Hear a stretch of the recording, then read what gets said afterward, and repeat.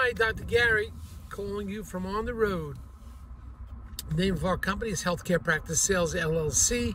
We are dental practice brokers. We're involved in the sale of a dental practice from a seller to the buyer.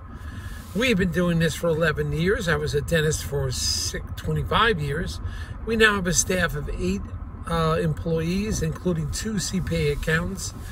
And we also are in 16 states as of April 2021. And we're growing every month, about 2 states a month or more. So we're excited to bring you some information, what's happening today in today's world. All this information is for entertainment purposes. It's not legal advice or business advice. Please speak to your appropriate professionals for that. So anyway, a question comes up often about accounts receivable. Well, a lot of it depends on who's buying the dental office. If it's a traditional sale from a young buyer and a more senior seller, that is a private sale. Historically, all the accounts receivable are maintained and are kept by the seller. All right? In fact, the majority of times, a buyer never buys the accounts receivable unless it's one of the corporate dentistry's DSOs. In their deal, they want from day one, in other words, if they have a closing on a Wednesday, Thursday morning, they want all the accounts receivable. So essentially, the accounts receivable stay with them. That's what they're buying. They're paying a lot for the practice. They're using it for cash flow. That's their expectations. They want to own all the accounts receivable on day one that they walk in the door. Close on a Wednesday, Thursday morning. Every piece of mail that comes in with the seller's doctor's name on it, their expectations are that that's theirs. There are exceptions to that.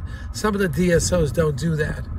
But majority of them I do find generally lean in that direction. Occasionally you'll find exceptions to that rule. But the private buyer, almost historically, no. Those accounts receivable are not his. Now, one thought, getting over to the private equity companies, the DSOs, when they purchase, once again, they usually expect to get the accounts receivable. However, if you, the seller, were paying maybe some specialist on their production and the money hasn't come in yet, hasn't been collected yet, and you've already paid the doctor for that production, for that work, that is a separate issue that should be discussed with the buyer, usually the DSO, that say, look, for these exceptional rules, because he was paid on production, the doctor's already been paid on it, let's work together on this and try to work something out. That's what happens on those deals. Generally, I don't know why a dentist would pay on production, but occasionally it's done. So you talk to the private equity company and you sort of negotiate that issue so it doesn't become a problem in the future. One other note is something on your account called credits. It's not a liability. It's not accounts receivable. These are credits. Someone paid their copay, let's say, the work was finished, you anticipated what the insurance is paying, and the insurance payment came in, it overpaid. There was a credit balance on the account. So money is owed back to the patient. But what happens if the patient kind of disappears, or patients sometimes will tell you just keep it on the account. Other patients may move away and you lose contact with them and you had this credit. They came in after they moved. Well, those credits are really on the private sale, are those credits belong to the selling doctor. Those are his credits on the account. So he should be left with the responsibility of those credits. However, when the private equity companies come in and the DSOs, they may look at it differently with credits on the account.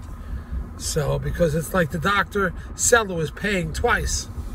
Paid the associate once, and then not even. Let's just once again use the analogy. Money comes in from the insurance company. Patient moves away. That patient's entitled to that money, but if you can't contact them, they have no place to go. You just hold on to it. It becomes your money. And maybe in 5 years they'll call you, so then you give it out then. But on the contract, and you want a dental attorney, you want the contract to say all credits from patients belong to the doctor.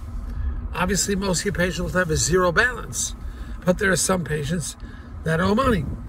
So that's how you handle that. All right, all credits belong to the seller. And with the private equity companies, you'll have to make a special plan or special negotiation for that. All right, those are a few tips today. Hopefully you learned something from that. Call us, subscribe us if you like it. Remember, this is for educational purposes, entertainment purposes. No, we're not attorneys. We are not accountants or official dental salespeople. So please bear that in mind. Anyway, we're happy you came with us today. We have many more topics coming. See you. Bye.